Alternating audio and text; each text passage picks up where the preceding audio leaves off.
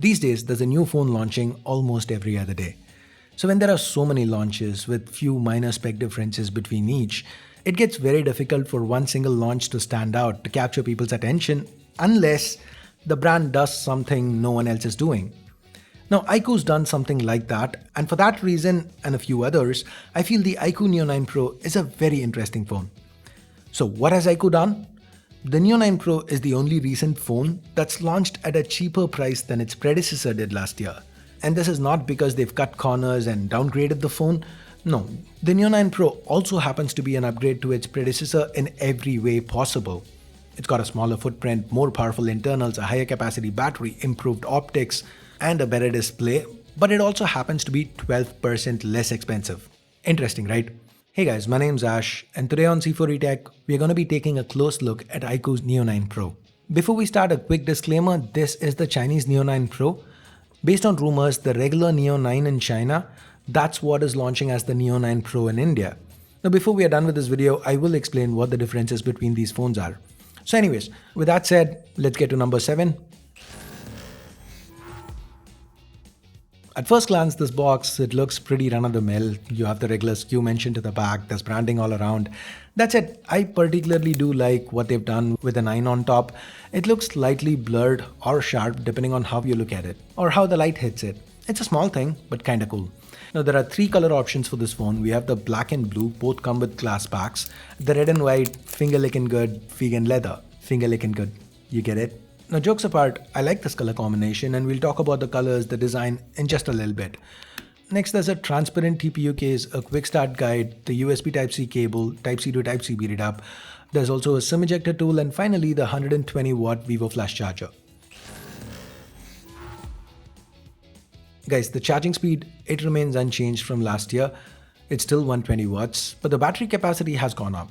It's now 5160 mAh. IQOO's claim is you can get a 40% charge in 9 minutes, 100% in 24 minutes, so that's excellent. But also keep in mind there's no wireless charging here. Now, despite the battery capacity going up, the Neo 9 Pro, it's still a light phone. At about 190 grams, it's even slightly lighter than its predecessor, slimmer too. Actually, it's not just the thickness and weight. The overall footprint, they've cut it down. How IQOO's done it is by shaving enough bezels for the Neo 9 Pro to be slightly shorter and narrower, despite having the same size display as the Neo 8 Pro. Now, it's worth mentioning that this phone also has an IP54 rating. Okay, let's now talk about that vegan leather back. It feels nice to touch. The IQOO logo, it's embossed at the bottom. I like the overall look. Not just the look, it's pretty functional too. The Neo 9 Pro, it's one of the lightest flagships that we've recently seen. And the fact that IQOO's managed to cut the size, the thickness, the weight down without any substantial trade-offs, I feel that makes it all the more special. Now, I'm not being super positive or anything. There are cons. For example, the frame is still plastic. The Type-C port is still USB 2.0. But that is something I went in expecting. Yes, it is sad to see USB 2.0 in 2024. But the actual flagship, the IQOO 12 Pro, IQOO gave that USB 2.0. So it was always going to be a long shot to expect them to upgrade it on the more aggressively priced Neo series.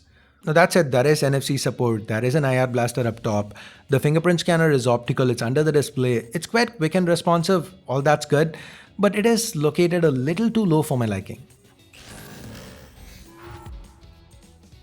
Guys, I already mentioned the display size is unchanged from the Neo 8 Pro, so it's a 6.78-inch OLED panel. Now though the size remains the same, the specs, they've seen an upgrade. This is a 144Hz panel with LTPO support, meaning the refresh can be varied as per requirement. You get always-on functionality at 1 Hz. And the main thing is, this is a brighter panel. IQOO claims it can do HDR up to 3000 nits. When I tested it under manual mode, it could go up to 670 nits, and it could hit 1500 nits under auto mode, which I'd call excellent. When you're using it outdoors, you'll have no trouble seeing what's on screen. The resolution is also unchanged, 1.5K, but for some weird reason, IQOO insists on calling 1.5K as UHD. If you, like me, think that's ridiculous, leave a facepalm emoji in the comments. The earpiece here, it pulls double DoD to provide stereo audio, and it sounds fine. Here, have a listen.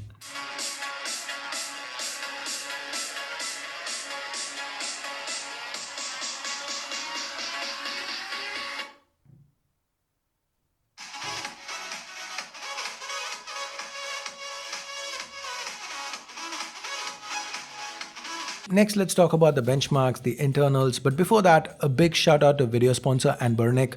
This is the horizontal version of Anbernic's very popular RG35XX. They're calling it unoriginally RG35XXH. Now, if you like retro gaming and you're looking for a small pocketable horizontal handheld, the RG35XXH, it's a very good option, one that's not going to break the bank. The D-pad, the buttons, like all other Anbernic devices, they've absolutely nailed it here. The sticks are nice too. There's a crisp 3.5-inch IPS display at the heart of it all. Now, like I said, it's a very affordable option. They've absolutely nailed pricing on this one. So if you like retro games and you're into having a dedicated handheld for retro, you can check out the RG35XXH. To know more about this device, check out the link in the description below. Now, the IQOO Neo 9 Pro, it's the second phone to launch with Mediatek's Dimensity 9300 flagship SoC. And while there's still throttles, I was actually surprised to see it do better stability numbers than the more expensive Vivo X100 Pro. Now guys, the Dimensity 9300, it's a very powerful chip. I'm sure you'd have heard that said before. Now, here's why it is a very powerful chip. Now, typically when you look at a flagship SoC, the core split up goes something like this. Let me use the 8 Gen 3 to demonstrate. So on the 8 Gen 3, you have one Cortex X4 core. That's the super powered core, which you use for power hungry single core tasks. And then you have 3 A720 cores, which is for multi-core tasks that require a lot of power. And then you have 2 more A720 cores that are clocked even lower, along with 2 A520 cores for efficiency. Now on the Dimensity 9300 though, you get a unique core split up. Yes, there's still that powerful Cortex X4 core for power-hungry single-core tasks, but the next 3 cores, they are also Cortex X4, not A720. They're just Cortex X4 cores that are clocked a little lower. And then the final 4 cores, they are A720. Now technically this means we don't really have efficiency cores here, so the chip should be more powerful but less efficient. But I did test that out with the Vivo X100 Pro, and the lack of A520 cores didn't really hurt it. Anyways, this core configuration is why the benchmark results are this good. And the Immortalis G720 GPU on the inside, it helps you run whatever games you want. IQOO's also included their Q1 chip that basically helps offload frame interpolation from the SoC. This helps some games run at higher refreshes than what the developer actually supports for the game. Now, talking about refresh rates, if you set the screen to 144Hz manually and enter this secret code into the dialer, you can now choose which app runs at the max refresh and which don't. The software you're seeing here, this is OriginOS 4 built on top of Android 14.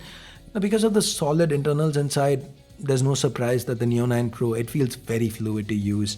And guys, as with most Chinese launches, IQOO is not committed to any update policy at this time.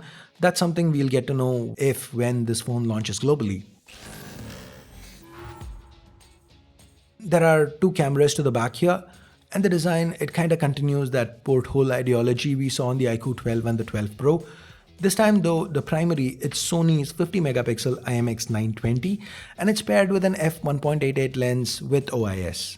Like we've seen on other IQOO phones, there are 3 color processing options here: vivid, textured, and natural. Most of the samples I'm showing you, they were shot on vivid. And as you can see, the images, they appear very well detailed.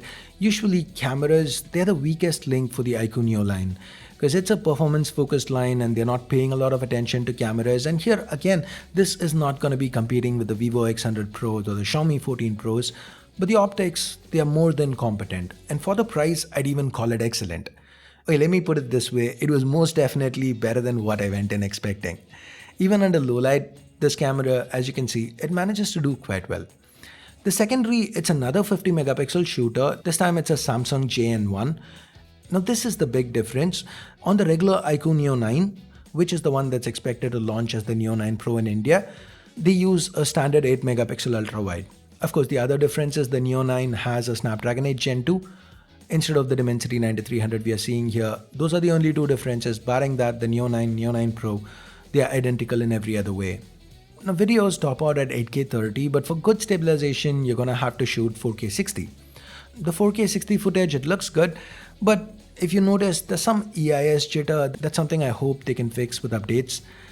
With respect to selfies, we seem to have the same 16 megapixel shooter we saw last year, and it's still quite decent. The skin tones, they appear natural. There's a reasonable amount of detail.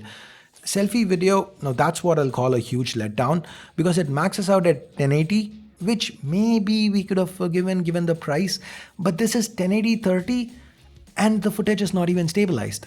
So there's really no way to justify this. Selfie video, definite bad. And finally, it's time to talk price. This is what I mentioned at the start, the IQOO Neo 8 Pro.